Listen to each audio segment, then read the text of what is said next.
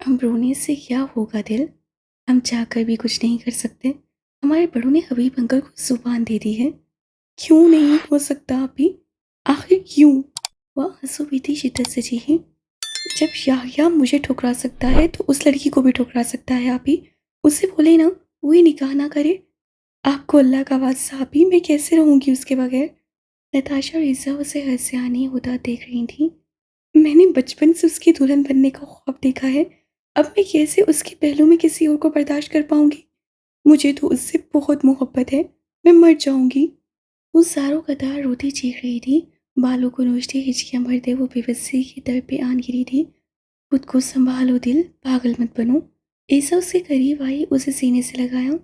उससे जाकर बताया अभी, उसकी दुल्हन बनने का ख्वाब उमायमा शाह ने बचपन से देखा है। मेरा ये ख्वाब हाक नहीं करे, मुझ पे रहम खाए। नताशा आंसू साफ करती बाहर निकल गई। उसे लग रहा था उसकी तकलीफ की शिद्दत से उसका दिल फट जाएगा। तुम्हें मालूम है इज़ा, मैं उमायमा को स्नो वाइट क्यों कहता हूँ? क्योंकि मुझे बचपन में स्नो वाइट बहुत प्यारी लगती थी। मैंने वो मूवी कई बार देखी। फिर जब स्नो ने जन्म लिया और मैंने उसे पहली बार देखा तो मुझे एहसास हुआ कि मूवी वाली स्नो वाइट हकीकत में मेरे सामने है। मैंने उसका नाम स्नो वाइट रख दिया। वो रोते हुए हंसा। पर अगर मुझे मालूम होता कि उसका नाम स्नो वाइट रखने से हमारी ज़िंदगी का अंजाम भी उस कहानी के अख्ताम जैसा होगा तो मैं कभी उसका नाम स्नो वाइट नहीं रखता। वो उसके सामने बैठा अपने दिल का हाल रोते हुए सुना रहा था। ईसा ट्रांस की कैफियत से बाहर आई। उमायमा सर घुटनों में दिए सिसकियां मार रही थी। मैं इतनी ज़िल्लत और तौहीन डिज़र्व नहीं करता था। मैंने तो बस मोहब्बत की थी। उसे याह्या के आखिरी अल्फाज याद आए। अना और बदले की जंग में मोहब्बत और रिश्ते दोनों हार चुके थे। हमें हमेशा वही मिलता है जिससे हमारे नसीब में अल्लाह ने लिख दिया होता है। अगर अल्लाह का दिया हमें पसंद नहीं आ रहा तो हमें सिर्फ दो काम करने चाहिए। पहला सब्र और दूसरा दुआ। अल्लाह ने जो हमारे नसीब में लिखा है हमें उसमें राज़ी कर दे, क्योंकि अल्लाह कभी अपने बंदे के लिए गलत नहीं चुनता। इंसान ही बेहतरीन जोड़े बेहतर के पीछे भागता रहता है। उससे भी यही किया था, मगर अब वो पछता रही है। उसे सब्र करने की बजाय बदला लेने को तरजीह दी। उससे अल्लाह के रखे हाल में खुद को नहीं डाला था। जो भी था हासिल मेरी बहन है और मुझे उसके लिए तकलीफ हो रही है। अल्लाह इंसान की बर्दाश्त से ज़्यादा उसे तकलीफ़ नहीं देता ऐसा। अल्लाह उसे सब्र देंगे। तुम रेडी हो जाओ, डैड वेट कर रहे हैं, निकाह का वक्त होने वाला है। कुछ याद आने पर वो जल्दी से कमरे से निकला। पीछे ईसा बेदिली से अपने जोड़े को देखने लगी।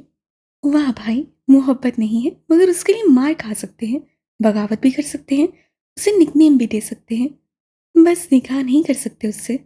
आप बेवकूफ़ के सरदार मुकर्रर किए जाने के लायक हैं भाई। वो एक कुशीदा और खूबसूरत मंजिल जैसी आपके सामने है, जिसकी मंजिल आप बन सकते हैं, तो क्यों ये मौका छोड़ रहे हैं? वो याह्या से मोहब्बत करती है, यानी बात को समझो। मगर आप तो उससे मोहब्बत करते हैं ना भाई। मैं सिर्फ उससे अच्छा दोस्त मानता हूँ। किससे बेवकूफ़ बना रहे हैं? मोहब्बत आपकी आंखों में नूर की तरह चमक रही है। ये मोहब्बत नहीं है, अगर है तो उसके लिए नहीं है। वो तलखी से कह गया। तुम जाओ। सिकंदर की आवाज़ पर नहरा सर को गम देती बाहर चली गई। अगर ये मोहब्बत नहीं है तो मुकाबलाबाजी के दौरान उसकी तकलीफ में मुब्तला तुम क्यों हो रहे थे? वहां से उठ कर क्यों आए थे? हाँ, हास्य के लहजे पर चुप हो खड़ा रहा। तुम उसे याह्या के लिए छोड़ कर आए हो, मगर वो किसी और से निकाह कर रहा है। वो निकाह कर लेगा, मगर उमायमा शाह उसे अपनी रूह सौंप चुकी है और मुझे उसके जिस्म की चाहत नहीं है। मैं उसे किसी और जहां में पालूंगा, इस जहां में वो याह्या मीर की सही। उसकी फ्याजी पर सिकंदर ने तासुब भरा सांस खींचा। किस जहान की बात कर रहे हो यहान? इस्लाम में 7 जन्म नहीं होते। उससे चिताया। नहीं होते, जानता हूँ। जन्नत तो होती है ना। वो धीरे से मुस्कुराया। सिकंदर का दिल उस बेवकूफ़ इंसान को अवार्ड देने का चाह रहा था। आर्यन की कॉल पर वो लॉन की तरफ आ गया। उसकी पहली नज़र ईसा पर गई, जो डार्क कलर के शरारे में इंतहाई हसीन लग रही थी।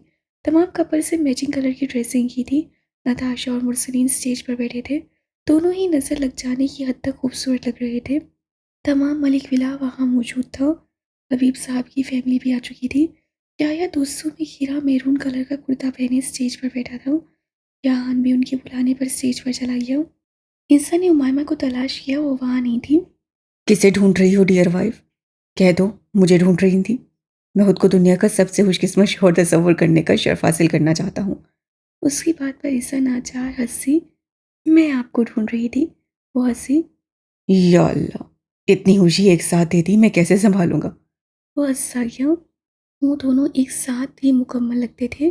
ان کو دیکھ کر یوں محسوس ہوتا تھا جیسے اللہ نے خاص انہیں ایک دوسرے کے لیے بنایا ہے۔ ان کے درمیان میں 7 سمندروں جتنا فاصلہ تو محض آزمائش تھی، ایک خوبصورت آزمائش جسے جیت کر انہیں ایک دوسرے تک آنا ہی تھا۔ سکندر نے اسے گجرے پہنائے۔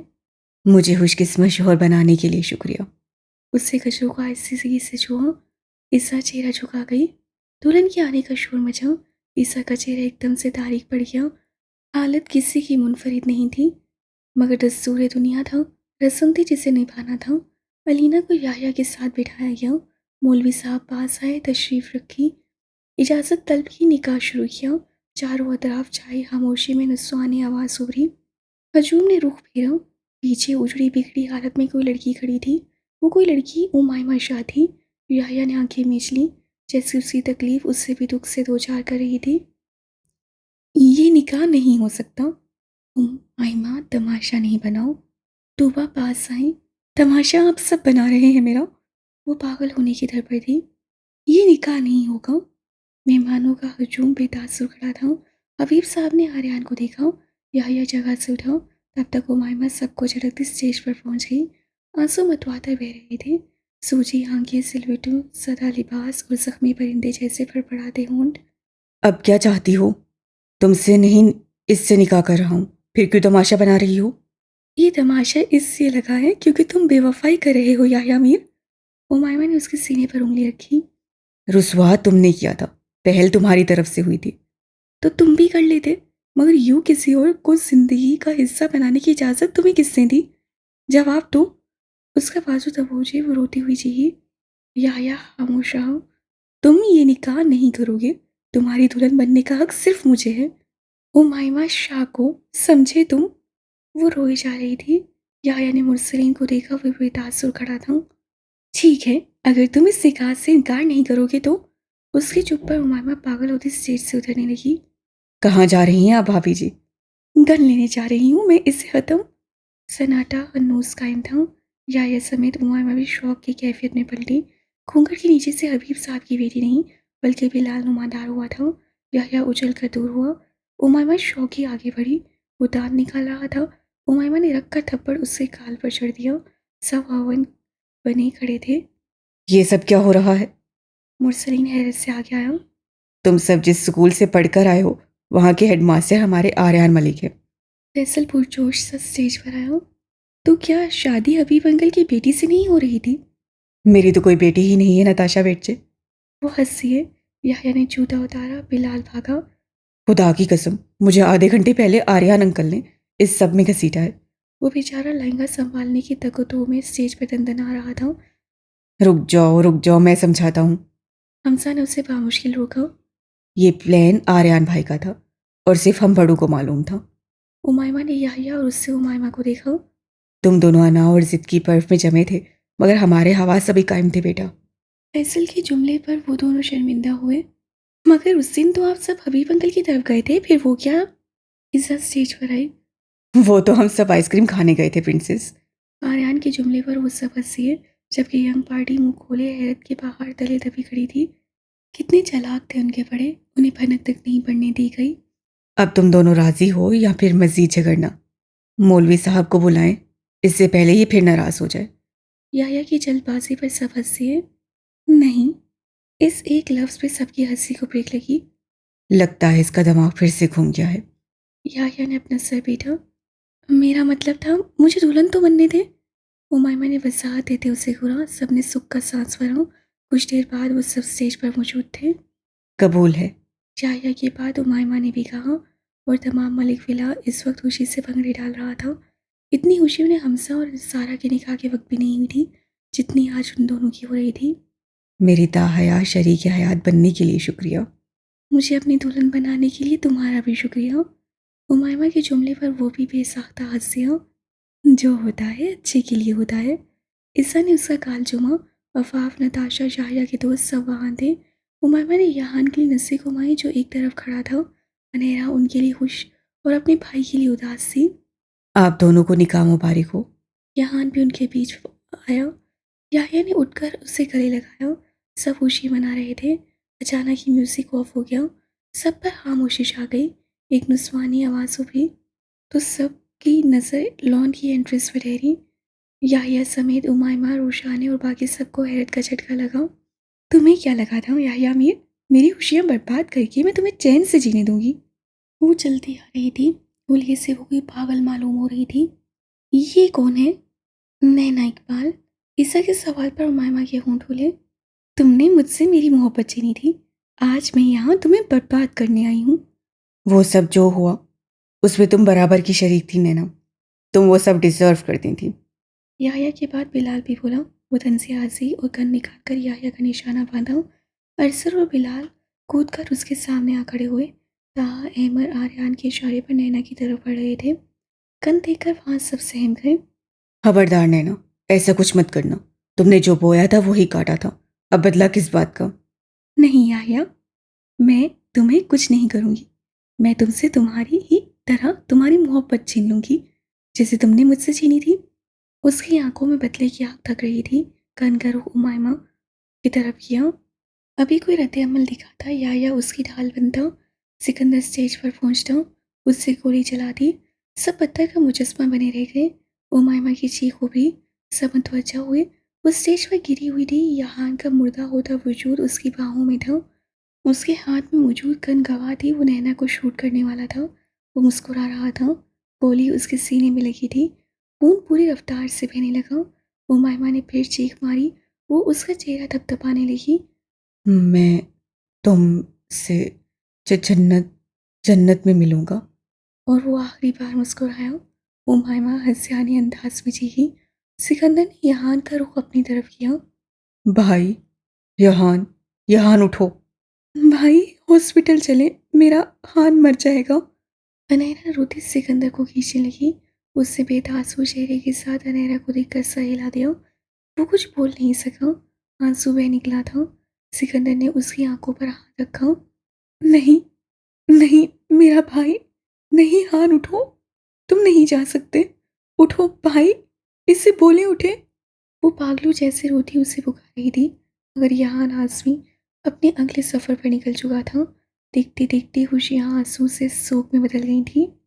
دن کے اجالے میں کمرے میں مل کا جیسا اندھیرا پھیلا ہوا تھا۔ تیسرا دن تھا اور ملک ویلا پور پور سوگ میں ڈوبا ہوا تھا۔ ایسے میں وہ ہمیشہ کی طرح پورے 10 منٹ بعد پھر سے کمرے میں آیا، اس ہستی کو دیکھا جو ویسے ہی اسٹل بیٹھی تھی۔ مجھے لگتا تھا جب میری دلہن میری زندگی میں آئے گی تو مجھ سے خوب ساری باتیں کیا کرے گی۔ اس کے قریب 2 سالوں ہوتے یحییٰ نے محبت سے بتلایا، کیا تم نے مجھ جیسی بدنصیب دلہن دیکھی ہوگی کہیں؟ حلق میں آنسو کا پھندا اٹکا۔ مجھے زندگی دینے کے لیے اس سے اپنی زندگی گنوا دی۔ مجھے ایسا لگ رہا ہے جیسے میں نے سب پا لیا مگر اپنی زندگی کا قیمتی حصہ کھو دیا ہو۔ وہ آج بھی اسی لمحے میں اٹکی ہوئی تھی جب اس کی باہوں میں یحان نے آخری سانس لیا تھا، اور یحییٰ آج بھی خاموشی سے اسے سن رہا تھا۔ تمہیں معلوم ہے یحییٰ، وہ ایک روز سے کہتی کسکتی اس سے قریب ہوئی جیسے کوئی بہت اہم بات بتانے لگی ہو، اور یحییٰ بھی نرمی سے اس کا ہاتھ تھامتا اپنی پوری توجہ سے سننے لگا۔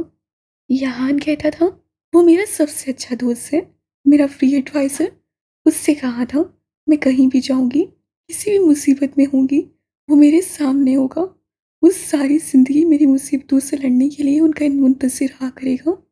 پھر میں نے اس سے بتایا کہ تم مجھے ملنے نہیں دو گے، اس سے مجھ سے کہا کہ وہ دنیا میں نہ صحیح جنت میں مجھ سے مل لے گا۔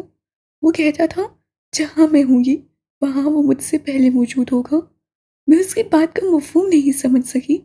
یحییٰ وہ جنت میں جانے کی باتیں کرتا تھا، مجھے لگا وہ صرف کہتا ہے، مگر وہ مجھ سے پہلے جنت بھی چلا گیا۔ وہ صرف باتیں نہیں کرتا تھا۔ وہ سسکیاں بھرتی اس کے پاس سر ٹیکائے بچوں جیسے رو رہی تھی۔ یحییٰ نے چہرے پر کرب کے سائے لہرانے لگے، وہ اسے دلاسا تک نہیں دے سکا۔ زندگی دشواری کا نام ہے، بچپن سے اب تک ہمیں کئی طرح کی محرومیت کا سامنا کرنا پڑا۔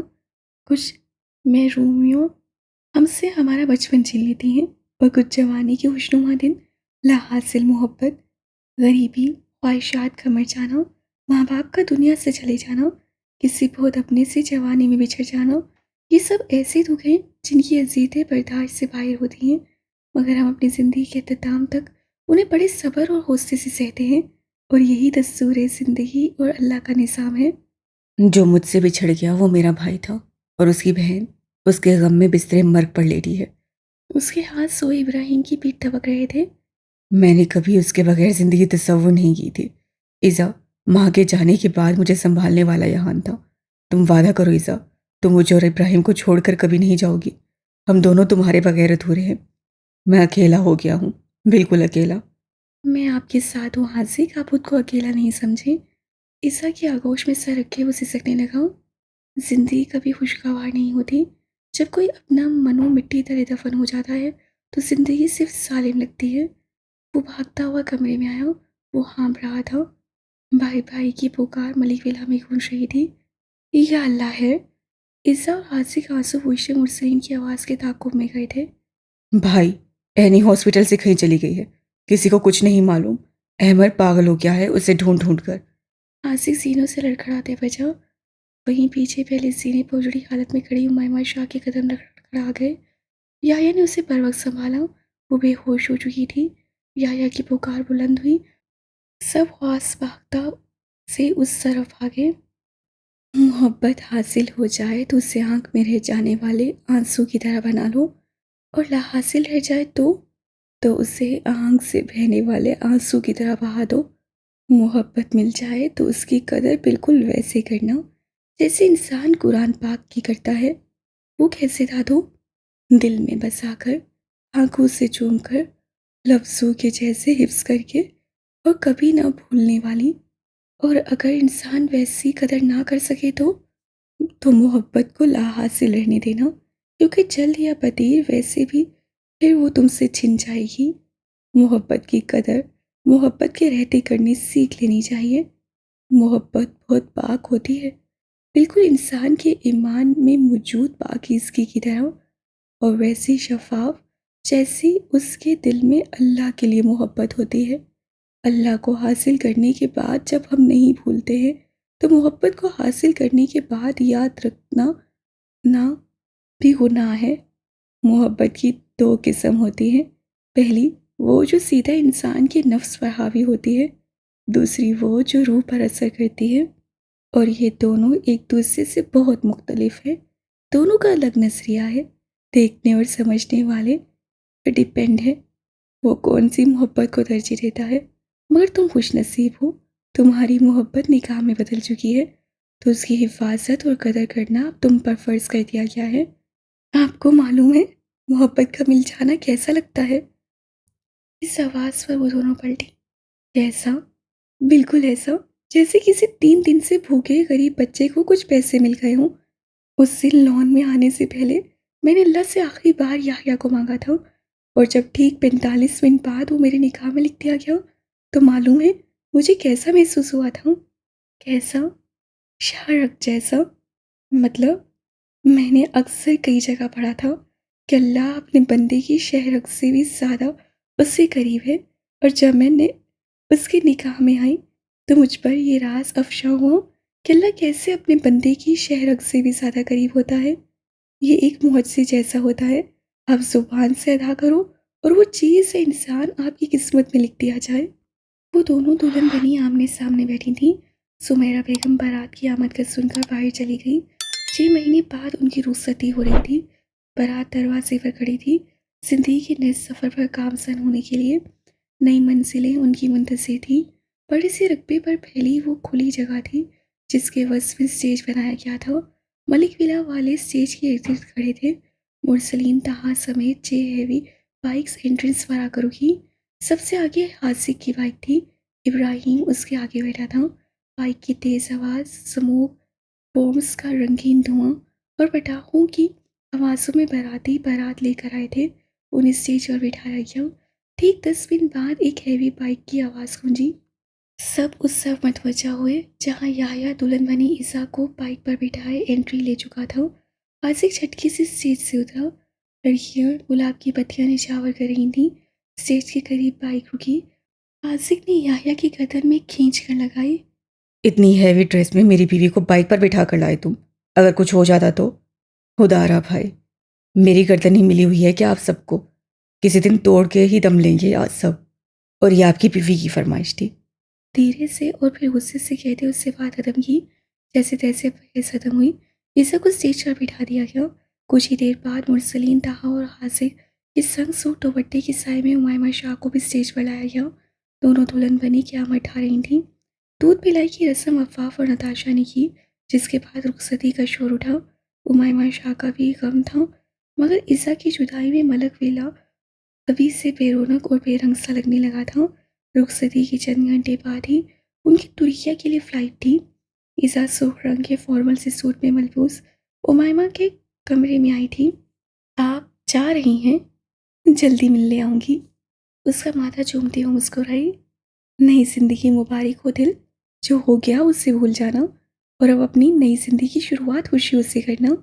نئی زندگی میں بھی وہ نہیں ہوگا ابھی، عیسیٰ نے کرب سے آنکھیں بھیجیں۔ آپ کہتی ہیں اسے بھول جاؤں؟ اس کی آخری بار مجھے تکتی آنکھیں نہیں بھولتی۔ مجھے اسے آخری بار کہے لفظ میرے کانوں میں گونجتے رہتے ہیں۔ میں نے اسے دوست مان لیا تھا ابھی، مجھے اٹیچمنٹ ہو گئی تھی اس سے، اور یہ محبت سے بھی بدتر ہوتی ہے۔ وہ ہاتھوں کو گھورتی رہی۔ نئی پرانی زندگی سے کچھ نہیں ہوتا، چلے جانے والے کسی روز واپس نہیں آتے۔ یہی زندگی ہے دل، جہاں انسان کو شکست کھا کر بھی بلند حوصلوں سے جینا پڑتا ہے۔ کچھ نقصان ایسے ہوتے ہیں ابھی جن کی بھرپائی انسان کبھی نہیں کر پاتا۔ اس کا جانا نقصان تھا، وہ میری وجہ۔ شش، وہ ٹرامیٹائز ہوتے عیسیٰ نے اسے سینے سے لگا لیا۔ کچھ لوگ کبھی بھی کہیں نہیں جاتے، بس ان کی رہنے کی جگہ بدل جاتی ہے۔ انہیں یاد کرنے کے لیے دل اور دیکھنے کے لیے وہ آنکھیں ہونی چاہیے جو انہیں کبھی نہ بھولیں۔ باقی وہ وہیں ہوتے ہیں جہاں وہ پہلے ہوتے تھے، بس فرق اتنا ہوتا کہ انہیں دیکھنے والی آنکھ اور سننے والے کان عام انسانوں کے پاس نہیں ہوتے۔ اللہ کے ہر کام میں مصلحت ہوتی ہے، جو ہوتا ہے اچھے کے لیے ہوتا ہے۔ سرگوشیاں کب آنکھوں میں بدلیں اسے معلوم نہیں ہوا۔ بنا چاپ کیے دونوں اس کے پیچھے کھڑے تھے۔ عیسیٰ پلٹی، بہو، اس کی چیخ بلند ہوئی، پھر خفا نظر دونوں باپ بیٹے پر ڈالی۔ آپ دونوں ہمیشہ مجھے ڈرا دیتے ہیں۔ اور آپ ہمیشہ ڈر جاتی ہیں۔ دونوں ہنسے، رونے کی آواز آئی۔ وہ تینوں ہی کمرے کی طرف لپکے۔ ماما، 4 سال بعد میں آپ کی ہیلپ کر دوں؟ وہ ابراہیم کا بیگ پیک کر رہی تھی۔ عیسیٰ اسے کپڑے پکڑاتی مسکراتی۔ ممی، ہم کتنے دنوں کے لیے پاکستان جا رہے ہیں؟ اپنی واچ کلیکشن باکس اٹھاتے ابراہیم نے پوچھا۔ میں نے آپ کے ڈیڈ سے نہیں پوچھا ابراہیم۔ آپ ڈیڈ کی بیسٹ فرینڈ ہیں، ایسا ہو ہی نہیں سکتا۔ اس سے جیسے چیلنج کیا۔ عیسیٰ ہنسی، آپ کو کس سے بتایا میں ان کی بیسٹ فرینڈ ہوں؟ میرے بیسٹ فرینڈ نے۔ اس کے جواب سادہ مگر ٹیڑھے ہوتے تھے۔ ڈیڈ کہتے ہیں آپ واجب المحبت ہیں۔ کپڑے رکھتے مصروف سے انداز میں کہا گیا۔ عیسیٰ کے حرکت کرتے ہاتھ رکے۔ ہاں، کیونکہ میں خوبصورت ہوں اس لیے۔ اس بار عیسیٰ نے ہوشیاری سے کام لیا۔ نہیں۔ اس مختصر لفظ پر عیسیٰ نے اب گردن اٹھائی۔ وہ ہر نوز ایک ایک کر کے اپنے کپڑے بیگ میں رکھ رہا تھا۔ ڈیڈ کہتے ہیں آپ خوبصورت نہ بھی ہوتی تب بھی واجب المحبت رہتی، کیونکہ آپ اللہ سے بے پناہ محبت کرتی ہیں۔ عیسیٰ نے ابراہیم سے نظر ہٹا کر دروازے میں کھڑے حاسق کو دیکھا، جو نرم مسکراہٹ سے اسے ہی دیکھ رہا تھا۔ 4 سال گزر جانے کے بعد بھی اسے حاسق کی آنکھوں میں اپنے لیے ویسی ہی محبت نظر آتی تھی۔ اسے سلام پھیرا، دعا کے لیے ہاتھ اٹھائے۔ دعا مانگ کر وہ نماز پڑھ ہی رہی تھی، ساتھ بیٹھے حاسق کو دیکھا جو دعا مکمل کیے ابھی فارغ ہوا تھا۔ انسانوں کو ٹھوکرے اور ہاتھ سے اللہ کے قریب کرتے ہیں، میں وہ واحد انسان ہوں گا جس سے بیوی کی محبت نے اللہ کے قریب کیا ہے۔ چند جملوں پر عیسیٰ کی نظریں اس کے چہرے کے طواف پر ساکت ہوئیں۔ حاسق کی محبت سے کچھ پڑھ کر اس کے نورانی چہرے پر پھونک ماری۔ عیسیٰ نے آنکھیں میچ کر کھولیں۔ اللہ میری بیوی کو ہمیشہ اپنی امان میں رکھے۔ ہمیشہ سے کہا جانے والا جملہ دہرایا گیا۔ مجھے اور اس گھر کو قبول کرنے کے لیے شکریہ۔ وہ چند ساتھ اسے دیکھتا رہا۔ آپ نے میری خواہش کا احترام کیا تھا تو مجھ پر بھی فرض تھا اس گھر کو جنت بناؤں۔ وہ محور سا مسکرائی۔ اللہ کی خوشنودی کے لیے میں نے نماز پڑھنا شروع کی تھی، اس کی محبت میں میرا سر اس کے آگے جھکتا ہے، مگر جب جب تمہیں اپنے گھر میں دیکھتا ہوں تو میرا دل بھی عبادت کرتا ہے۔ وہ چند لمحے کچھ کہہ نہیں سکی اور وہ صرف اسے دیکھتا رہا۔ کچھ کہنا چاہتی ہو؟ سکندر کو لگا وہ اس سے کچھ کہنا چاہتی ہے۔ آپ ہی سب کہہ دیتے ہیں، میرے پاس کچھ کہنے کو بچتا ہی نہیں ہے۔ یوں کہیے ڈیئر وائف کہ آپ اللہ کی شکر گزار ہے، آپ کے پاس ایسا فرما برداشت محبت کرنے والا شوہر ہے۔ کھلکھلا کر ہنسی۔ وہ یہی کرتی تھی، مگر دل میں آج کے کیا پلانس ہیں میری دلہن کے؟ وہ آئینے کے سامنے کھڑا کفلنگ لگا رہا تھا۔ امائمہ نے ہفکی سے اسے دیکھا۔ شادی کو 4 سال گزر گئے ہیں یایا، میں اب دلہن نہیں رہی، وہ نروٹے پن سے بتانے لگی۔ یایا نے مسکرا کر اسے سامنے کیا، چہرے پر آئے بالوں کو محبت سے کان کے پیچھے اڑسا، گہری نظر اس کے خوبصورت چہرے پر ڈالی۔ جب میرے بیٹے کی دلہن اس گھر میں آ جائے گی میں تب بھی تمہیں دلہن کہہ کر پکاروں گا۔ تم میرے لیے بہت خاص اور میرا مشکل ترین سفر ہو جسے میں کبھی نہیں بھلا سکتا۔ یایا کی نظریں غیر مرئی نقطے پر جم گئیں، جیسے ان لمحوں میں جکڑی گئی ہوں۔ امائمہ کی مسکراہٹ بھی تھمی۔ جانتی ہو، جب تم نے مجھے 13 مرتبہ ریجیکٹ کیا اور پھر میں قسمت سے ہار کر حبیب انکل کی خیالی بیٹی سے نکاح کے لیے راضی ہوا، مگر جب میرا نکاح تم سے پڑھا دیا گیا تو مجھے محسوس ہوا جیسے میں نے ہوا کو قید کر لیا۔ امائمہ اسے دیکھتی رہ گئی۔ ہوا کو کوئی قید نہیں کر سکتا، مگر جب تمہیں حاصل کیا تو یوں محسوس ہوا جیسے یہ دنیا میری دسترس میں آ گئی ہے۔ کہتا وہ ہنس پڑا۔ امائمہ کے آنسو بہنے لگے۔ وہ یایا کی سینے سے لگی ہنسی۔ اللہ نے ہم پر رحم کیا تھا، وہ مدھم سا بولی۔ یایا سر ہلا گیا، ایک لاچار سی سانس بھری۔ اچھا، بتایا نہیں میری دلہن نے آج کے کیا پلانس ہیں؟ آج پاکستان ہاس مہمان آ رہے ہیں، بس بچوں کے لیے کچھ شاپنگ کرنے جاؤں گی۔ واو، میرے اسپیشل والے بہنوں ہی آ رہے ہیں۔ امائمہ نے اسے چپت رسید کی۔ اوکے، چلی جانا، مگر میری روپنزل کہاں ہے؟ آپ کی روپنزل ابھی تک نیند کے مزے لے رہی ہے، جب تک ان کے بابا جانے انہیں جا کر محبت سے جگائیں گے نہیں، وہ بستر نہیں چھوڑیں گی۔ امائمہ نے اس کی روٹین بیان کی۔ وہ ہنسا اس کے ماتھے پر لب رکھ کر اپنی 2 سال اور 8 ماہ کی بیٹی کے کمرے کی طرف چلا گیا۔ اللہ نے انہیں بیٹی جیسی رحمت سے نوازا تھا، جس کا نام رنائسا میر تھا، ملک ولا کی دوسری شہزادی اور اپنے ڈیڈ کی روپنزل۔ اس سے صرف خوبصورتی اپنی ماں سے لی تھی، باقی وہ اپنے ڈیڈ کی فوٹو کاپی تھی۔ میں جاؤں گی، تم نہیں جاؤ گی؟ میں تمہیں جا کر دکھاؤں گی۔ اس نے بے چاقی سے سانس کھینچی۔ اگر کوئی مجھ سے پوچھے کہ تمہیں کیا پسند ہے تو میں کہوں گا مجھے وکالت اور اپنی بیوی سے ہارنا پسند ہے۔ تم جتنے بھی مسئلے لگاؤ مرسلین شاہ، میں جاؤں گی پھر بھی۔ نتاشا ضد پر اڑی رہی۔ وہاں پر خطرہ ہے۔ میں پہلی بار کسی مشن پر نہیں جا رہی۔ تم جانتی ہو پچھلی بار بھی گولی لگی تھی۔ وہ حفاظت تھا، مگر میں زندہ ہوں، تمہارے ساتھ ایک ہیپی میرڈ لائف گزار رہی ہوں۔ ہمارا ایک بیٹا ہے 4 سال کا۔ لہجے میں تشکر تھا۔ مطلب تم جاؤ گی؟ سب باتوں کو اگنور کیے وہ مدعے پر آیا۔ ہاں، نتاشا اس کی ٹائی سیٹ کرتی مسکرائی۔ میں وکالت چھوڑ رہا ہوں، تم مجھے اپنا باڈی گارڈ ہائر کر لو۔ مرسلین نے جھٹکے سے ٹائی اتار پھینکی۔ تم پاگل ہو گئے ہو مرسلین؟ نتاشا کو اس پر وہ واقعی میں پاگل لگا تھا۔ مجھے میری بیوی بہت عزیز ہے، میں اس کی جان پر رسک نہیں لے سکتا۔ تو کیا تم میری حفاظت کے لیے اپنا کریئر ختم کرو گے؟ ہاں کروں گا۔ کیا پیاسی تھی؟ نتاشا پھچنکی رہ گئی۔ میں جا رہی ہوں۔ کدھر؟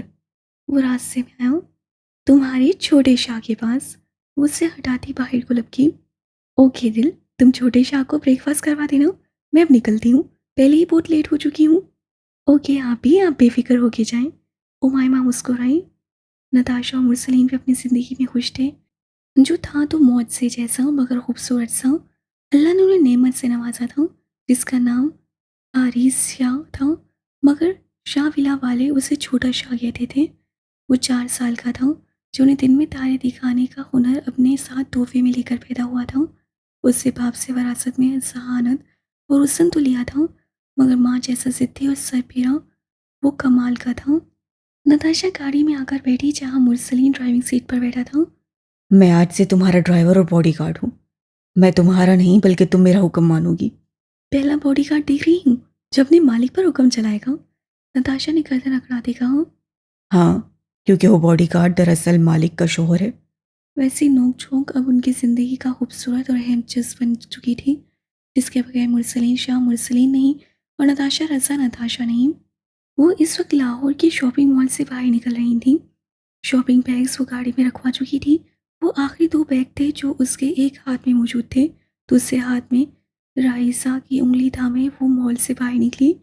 آریز اور رائسا کے درمیان بہت اہم میٹنگ چل رہی تھی۔ سب سے پہلے گاڑی تک میں جاؤں گی، تبھی وہ سڑک کے درمیان میں بھاگی۔ روپنزل، رائسا سامنے سے آتے ٹرک کو دیکھتے وہ دونوں بائیک وقت جی اس وقت فضا میں ایک آواز اور گونجی، یہان! اور اس ایک لفظ پر عمائمہ شاہ کی چلتی دنیا رک گئی۔ سامنے بیٹی تھی جو خوف اور ماحول میں تناؤ کے زیر اثر سڑک پر بے ہوش ہو گئی۔ وہ بھی بے ہوش ہو کے گرتی، ایک مانوس سا چہرہ نظروں کے سامنے لہرایا۔ اس خالی کوریڈور میں بھاری بوٹوں کی چاپ ہوئی، کوئی تیز تیز قدم اٹھاتا پھولی سانس کے ساتھ اس کی طرف آ رہا تھا۔ اسی وقت ڈاکٹر اس کے سامنے نمودار ہو گیا۔ وہ گرتے گرتے بچا، اس تک پہنچا۔ اس کی حالت اور ڈاکٹر کو دیکھ ملک ولا یحییٰ کے قریب پہنچا۔ ڈاکٹر، میری بیٹی، میری بیوی۔ مرسلین اور طاہا نے اسے پروک کندھے سے تھاما، ورنہ یوں لگ رہا تھا گزرتے لمحے کے ساتھ یحییٰ میر کی جان قطرہ قطرہ نکلتی جا رہی ہے۔ وہ دونوں ٹھیک ہیں سر، آپ پریشان نہیں ہوں، مگر میں نے آپ سے کہا تھا آپ کی وائف کی مینٹل ہیلتھ ابھی پوری طرح سیٹل نہیں ہوئی۔ آج وہ جس کنڈیشن میں لائی گئی ہیں اس کی وجہ سے انہیں برین ہیمریج بھی ہو سکتا تھا۔ مزید ہدایات دیتے ڈاکٹر جا چکی تھیں اور ڈاکٹر قبلس پچھلے 3 سال سے عمائمہ کا علاج کر رہی تھیں۔ معاشرہ کیا تھا کسی کو کچھ معلوم نہیں تھا۔ طوبہ اور حیام سمیت باقی ملک ولا والوں کے ساتھ رائنسا کو واپس بھیجتے وہ خود عمائمہ کی وارڈ میں آیا۔ اس کی پیلی پڑتی زرد رنگت دیکھی، یحییٰ کی آنکھیں مترنم ہونے لگیں۔ وہ وہیں پاس بیٹھ گیا۔ ماضی، تم میرے بھائی کی قاتل ہو عمائمہ شاہ۔ نہ انہیں کبھی تم سے محبت ہوتی، نہ وہ تمہاری جان بچانے کے لیے تمہارے حصے کی گولی اپنے سینے پر کھاتے۔ میں تمہیں کبھی معاف نہیں کروں گی عمائمہ، کبھی نہیں۔ تم نے مجھ سے میرا واحد اثاثہ چھین لیا۔ تم نے مجھے بھری دنیا میں ایک بار پھر تنہا کر دیا۔ میری ساری زندگی کی اذیت تمہیں بھی کبھی چین نہیں لینے دے گی۔ میں پاکستان سے چلی گئی ہوں مگر تمہیں کبھی نہیں بھولوں گی۔ تم قاتل ہو، سنا تم نے؟ قاتل، میرے بھائی کی قاتل۔ اس سے فون کھٹاک سے رکھ دیا۔ عمائمہ جو سب سے سن رہی تھی وہ دھاڑتے مارتی رو دی تھی۔ حنیرہ کا اچانک غائب ہو جانا ان سب کو پریشان کر گیا تھا۔ 3 ماہ بعد جب خبر ملی کہ وہ اٹلی میں ہے تو احمد پہلی فلائٹ سے وہاں پہنچا تھا۔ وہ باسط تھی، وہ پاکستان نہیں آنا چاہتی تھی۔ سکندر اور عزا بازادے خود وہاں گئے تھے مگر وہ اپنی ضد پر قائم رہی۔ اس سے ایک آخری فون کال پاکستان میں کیا تھا جو عمائمہ کے لیے تھا، اور اس کے بعد وہ کبھی نارمل نہیں ہو سکی۔ ایک امید جو روز اسے دلائی جاتی تھی کہ یہان کی موت حادثاتی ہے، اللہ کی طرف سے ہے، اسے حنیرہ کے لفظوں نے ختم کر دیا تھا۔ وہ خود کو اس کی موت کی وجہ ماننے لگی تھی۔ وہ پاگل ہونے کی درد پہ پہنچ گئی تھی۔ سب کی صلاح پر یحییٰ نے اس کے لیے ماہر سائیکائٹرسٹ کا انتظام کیا، جس کے بعد وہ زندگی کی طرف لوٹنے لگی۔ پھر رائنسا کی پیدائش ہوئی، وہ خوش رہنے لگی، مگر آج اس کی حالت دیکھ یحییٰ کو 4 سال پرانی عمائمہ لگنے لگی۔ دروازہ ہلکا سا نوک ہوا، یحییٰ نے اجازت دی۔ سامنے کھڑی ہستی کو دیکھ اس کی آنکھیں برس پڑی۔ وہ جھٹکے سے اٹھتے اس کے سینے سے لگ گیا۔ وہ 4 سال بعد اس سے مل رہا تھا۔ تم پاکستان کب آئے؟ ہم کل ہی آ گئے تھے۔ ہم؟ یحییٰ نے آنسو پوچھتے اس کی طرف دیکھا۔ احمد ہلکا سا ہنسا۔ ہاں، ہم سب واپس آ گئے ہیں، اور نیرا نے ہی مجھے سنو کی طبیعت کے بارے میں بتایا تھا تو میں اسے دیکھنے آیا۔ یحییٰ کو قصہ کچھ سمجھ میں آنے لگا تھا۔ وہ ولا واپس آ چکی تھی، کنولے لگے ہاتھ سے سوئی رائنسا کو تبکتی۔ وہ اس کے ماتھے پر لگے چوٹ کے نشان پر انگلی پھیرتی روئے جا رہی تھی۔ ماما کی وجہ سے میری گڑیا کو چوٹ لگ گئی، اس کا ماتھا چومتی وہ برائے لہجے میں کہنے لگی۔ کمرے کا دروازہ کھلا، اسے لگا وہاں یحییٰ ہوگا، مگر آنے والی ہستی کو دیکھ کر عمائمہ شاہ کے رونگٹے کھڑے ہوئے تھے، ایسے جیسے اسے موت دیکھ لی ہو۔ سانس بے ساختہ رک سی گئی۔ وہ حقیقت کا دوسرا روپ تھا جو ملک الموت جیسا تھا۔ اس سے آنسو بہاتی آنکھوں کو میچ لیا، اسے سانس روک لی، ہونٹ کپ کپانے لگا۔ کپ کپی تو اس کے پورے وجود پر تاری تھی۔ حنیرہ اس کی حالت دیکھ پیشوانی میں ڈوبی، اس تک آئی اور بنا کچھ کہے اسے سینے سے لگا لیا۔ عمائمہ کے وجود جھٹکا کھا کر رہ گیا۔ وہ بے حس و حرکت ہو گئی۔ میں اس سے بولنا چاہا مگر سسکیوں کے درمیان وہ بامشکل بول پا رہی تھی۔ مجھے معاف کر دو سنو، میں غلط تھی، مجھے معاف کر دو۔ وہ کچھ کہتی حنیرہ نے روتی آواز میں کہا، مجھے تمہاری تکلیف کا اندازہ نہیں تھا۔ میں نے اپنی تکلیف پر صبر کرنے کی بجائے تمہیں اتنے سال اذیت میں مبتلا کر دیا، تمہیں اس گناہ کا قصوروار ٹھہرایا جو تم نے کیا ہی نہیں تھا، تمہیں ذہنی مریض بنا دیا، तुम्हारी जिंदगी के खूबसूरत पल छीन लिए। वो तो अल्लाह का हुक्म था, उसका जाना ऐसे ही लिखा था। वो बुरी तरह रो रही थी। उमायमा का आंसू से तर चेहरा सामने किया नैरा ने उसके आंसू पूंछे। मुझे माफ़ कर दो स्नो। वह हन्नूस आंखें बंद किए रोती गई।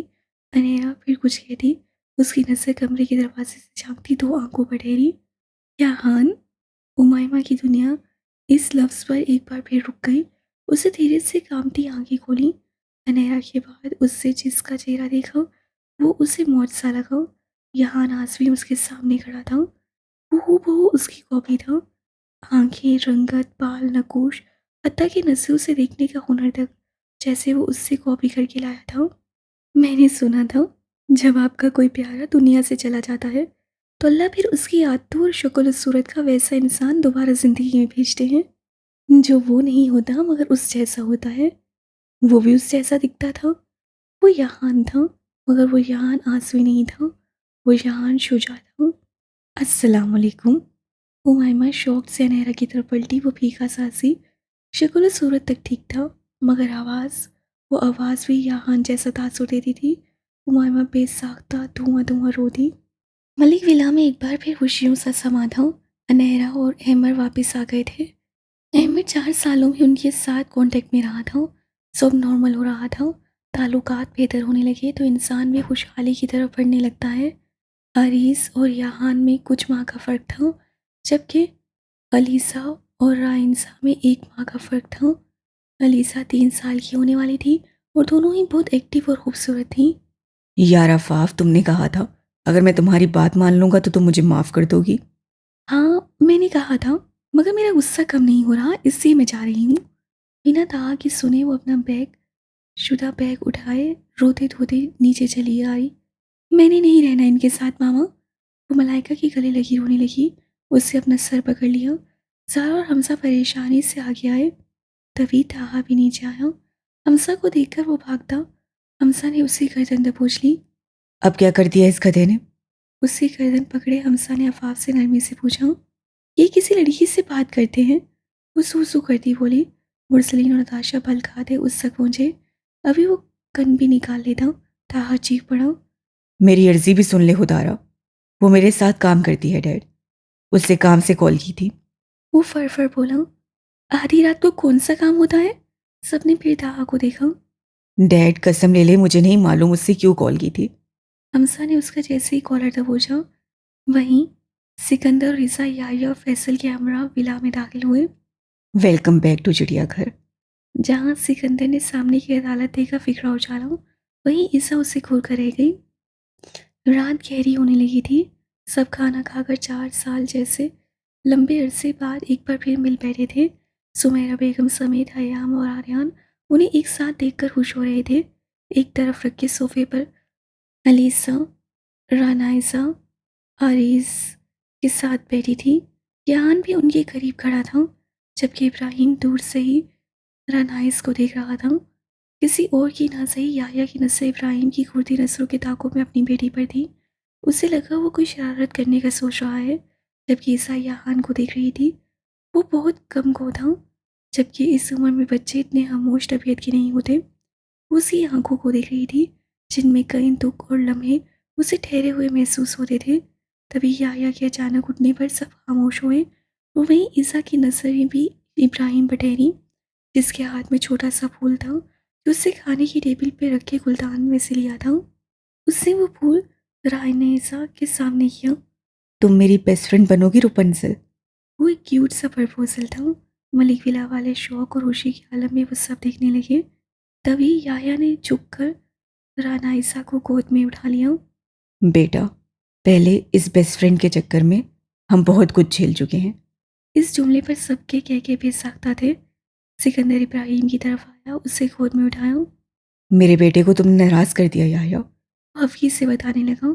माजरत, मगर मेरी बेटी किसी की बेस्ट फ्रेंड नहीं बनेगी। उसके लहजे में कहीं ना कहीं खौफ की रमक थी। ईसा भी उनके पास आए। तो भी ठीक है, तुम बेस्ट फ्रेंड नहीं बनाओ, डायरेक्ट रिश्तेदारी बना लो हमसे। वहाँ सब ईसा की राय से मुत्तफिक थे। हमेशा की तरह रात की पहर दोनों कमरे की खिड़की में खड़े चांद को देख रहे थे। ये सब बहुत खूबसूरत है ईसा, मगर मैं कभी कभी सोचता हूँ کہانی کا اختتام اس سے بھی زیادہ خوبصورت ہو سکتا تھا۔ اگر آج یہاں بھی ہوتا تو یہی تو غور کرنے والی بات ہے عاشق، انسان صرف سوچتا ہے اور زندگی اس سوچ کے برعکس کر کے دکھاتی ہے، مگر اللہ ہے نا، اس کے ہر کام میں کوئی نہ کوئی مصلحت ہوتی ہے۔ سکندر چند لمحے اسے دیکھتا رہا۔ قرآن پاک کے بعد تم واحد ہو ڈیئر وائف، جس سے بات کر کے مجھے سکون بخش تسلی ملتی ہے، اور جب جب قرآن پاک پڑھتا ہوں دل کو سکون سا ملتا ہے، جیسے اللہ پاک فرما رہے ہوں میں سب دیکھ اور سن رہا ہوں، میں سب جانتا ہوں۔ وہ مدھم لہجے میں کہتا کیوں؟ ویسے تم ٹھیک کہتی تھی۔ عیسیٰ مسکراہٹ رو کے سوال کے نظروں سے اس کی طرف پلٹی۔ تم واقعی واجب المحبت ہو، اور اللہ کے بعد میری تمام محبت کا محور تم ہو۔ میں خوش نصیب ہوں، مجھے آپ جیسے فرما بردار شوہر ملے۔ اس کے سینے سے لگی وہ دھیرے سے منمنائی۔ میں اتنی تعریف ایک ساتھ ہضم نہیں کر پاؤں گا ڈیئر وائف۔ وہ ہنسا۔ عیسیٰ خفگی سے اسے چپت رسید کرتے ہنسی۔ سکندر بھائی اور عیسیٰ بھابھی کے بعد ہمارے لیے تم دونوں ہی سب کچھ ہو۔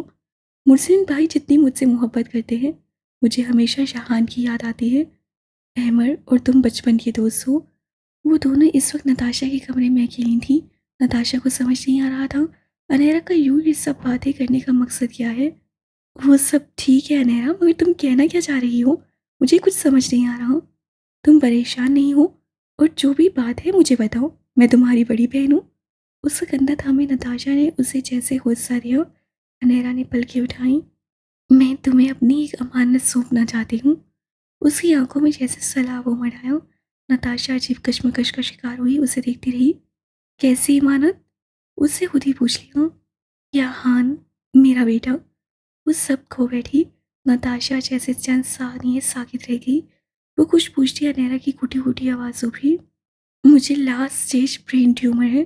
نتاشا کو لگا کمرے کی چھت اس کے سر پر آن گری ہے۔ وہ پتھر کا مجسمہ بنی اسے دیکھتی رہی۔ میرے پاس زیادہ وقت نہیں بچا۔ میں نے احمد کو بھی اپنی بیماری کے بارے میں نہیں بتایا۔ نتاشا کا چہرہ سفید پڑنے لگا۔ صرف تمہیں بتانے آئی ہوں، میرے بیٹے کو تمہیں سونپنے آئی ہوں۔ اسے میرے جانے کے بعد سنبھال لینا، وہ بہت حساس ہے۔ نتاشا نے کرب سے آنکھیں میچ لیں۔ دور کڑی زندگی کہہ لگا رہی تھی، اندر بیٹھی شخصیات بے بسی کی مورت بنی رہ گئیں۔ زندگی میں کبھی کچھ مکمل نہیں ملتا، خوشیاں بھی ٹکڑے ٹکڑے کر کے ملتی ہیں۔ جن خوشیوں کی آس میں ہم کبھی تہجد گزار بنتے ہیں، جب وہی خوشیاں اپنے صحیح وقت پر ہمارے دریچے پر قدم رنجاں ہوتی ہیں تو ہمیں کوئی خاص خوشی محسوس نہیں ہوتی، کیونکہ کبھی ایسا ہوتا ہمارے کچھ بہت اپنے ان خوشیوں کے انتظار میں دنیا فانی سے کوچ کر جاتے ہیں، اور جب وہ خوشیاں نصیب ہوتی ہیں تو ان کے غم میں وہ خوشیاں بھی خوشیاں نہیں لگتی۔ گزرتے وقت کے ساتھ صرف عمر نہیں گھٹتی، لوگ اور خواب بھی مان پڑتے ہیں۔ انہیں عرصے بعد خوشیاں نصیب ہوئی تھیں، مگر ایک نئی آزمائش کے ساتھ۔ اگر کوئی تم سے کہے کہ یہ کہانی کا اختتام ہے تو یقین نہیں کرنا، زندگی کا اختتام کبھی نہیں ہوتا۔ ہر اختتام سے ایک نئی کہانی جنم لیتی ہے، بس چہرے اور کردار مختلف ہوتے ہیں۔ ختم شد۔ فائنلی ہمارا واجب المحبت بھی ختم ہوا۔ اینڈ پرسنلی جب میں نے یہ سٹارٹ کیا تھا تو بہت کنفیوزنگ لگا تھا مجھے یہ ناول، پر آخر تک آتے آتے اس سے ایک انسیت سی ہو گئی تھی، اور آج یہ ختم ہو گیا۔ اینڈ تھینک یو آپ سب کا جو کہ ساتھ ساتھ سن رہے تھے اور جن نے اتنا انتظار کر کے اسے سنا۔ ان کومنٹ سے بتانا مت بھولیے کہ آپ کو کیسا لگا۔ اللہ حافظ، ملتے ہیں کسی نئے ناول میں۔